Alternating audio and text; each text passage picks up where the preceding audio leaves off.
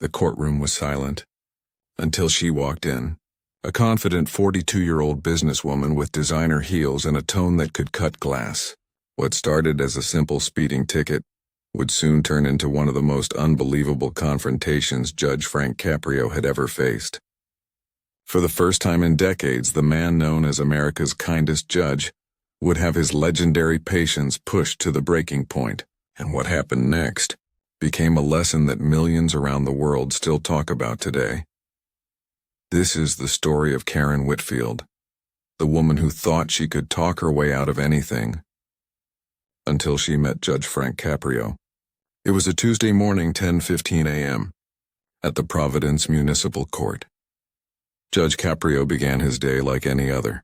Stacks of cases, small violations, parking tickets, the usual rhythm of civic life. But buried in that routine docket was one name that would turn an ordinary session into a viral lesson in humility. Case number 247, Karen Whitfield. Speeding 65 miles per hour in a 35 zone through a school district. The officer's notes read, "Defendant argumentative. Refused to accept citation gracefully." For a man who'd seen every type of personality walk through those doors, that line alone hinted at trouble. When the bailiff called her name, Karen entered the courtroom like she owned it. Tailored suit, polished confidence, every step announcing importance. She didn't just walk, she arrived. Behind the bench, Judge Caprio greeted her with his usual warmth. "Good morning, Ms. Whitfield," he began. "You're here regarding a citation for—" But before he could finish, she interrupted. "Your Honor, that sign was completely hidden by tree branches. The city needs to maintain its roads better." A few people in the gallery exchanged glances. They'd seen Judge Caprio handle angry defendants before, but never someone who cut him off mid-sentence. "Ms. Whitfield," Caprio tried again gently.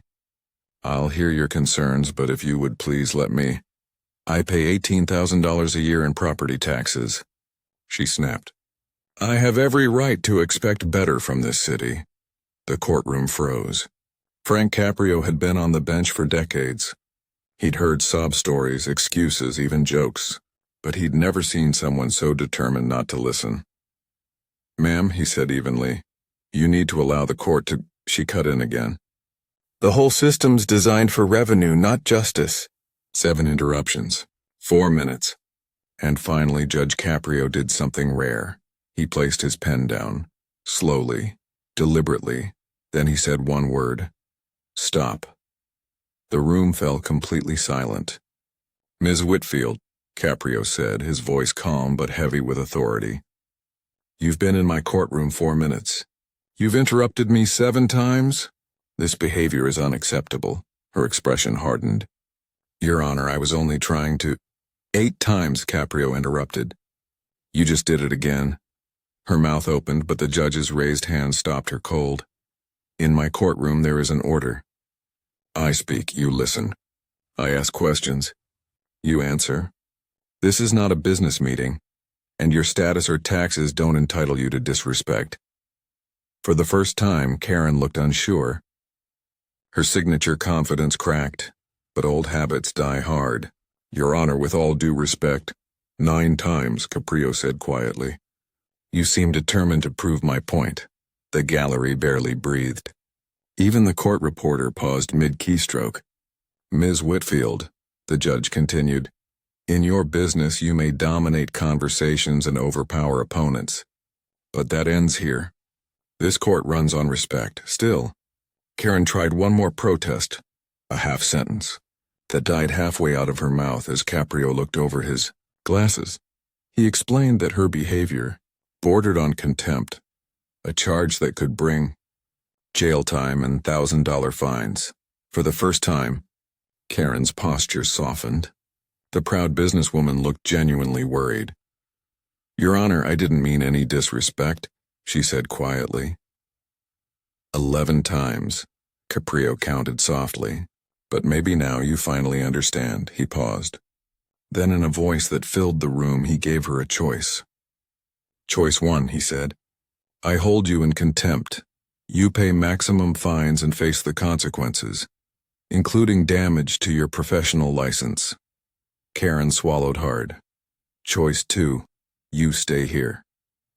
You will sit quietly in this courtroom for the next hour. You will observe how respectful defendants behave. You will see how justice works when people listen. No negotiation. No debate. Karen nodded. Yes, Your Honor.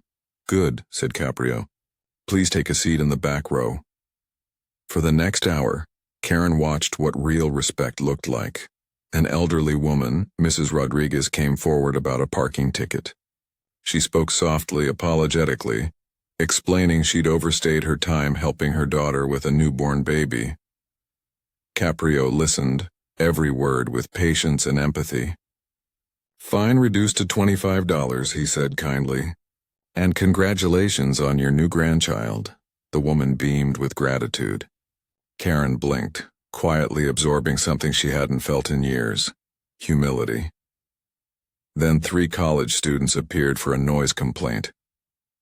Caprio didn't scold them. He asked questions. He listened. He turned punishment into purpose, community service, helping the elderly with technology. Karen felt something shift inside her.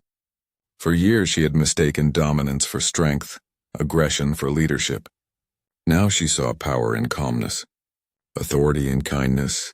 An hour later, the bailiff called her again. Karen walked to the bench, slower this time. Gone was the arrogance.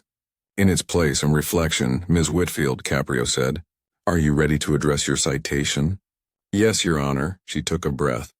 "I was driving 65 in a 35 zone through a school area. I was late for a meeting and I made the wrong choice. I argued with Officer Thompson and I disrespected this court. I'm sorry." The judge studied her, and not with suspicion but with recognition. He'd seen transformations before, but rarely this sincere. "Ms. Whitfield," Caprio said, "your fine was $185 plus costs. But your willingness to learn and your genuine apology matter more to me than money." He paused, letting the moment breathe. "Fine reduced to $100. But more importantly, remember this. Real strength is not in overpowering others, and it's in respecting them." Karen nodded, emotion welling up. "Your Honor," she said softly, "this was the most valuable lesson of my life." She turned to Officer Thompson. "I apologize," she said. He nodded back, accepting, and as she left the courtroom, every step echoed differently, no longer sharp with pride, but grounded in understanding. Narrator voice. Karen Whitfield's story spread far beyond Providence. Clips of that hearing went viral, not because of the confrontation, but because of the transformation. Judge Frank Caprio reminded millions that respect is not weakness, and listening is not surrender. In a world where everyone wants to talk louder, his quiet authority spoke volumes.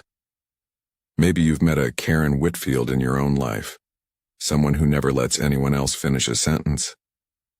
Or maybe sometimes we've been that person ourselves. The truth is, every conversation, every relationship, every courtroom depends on one simple principle.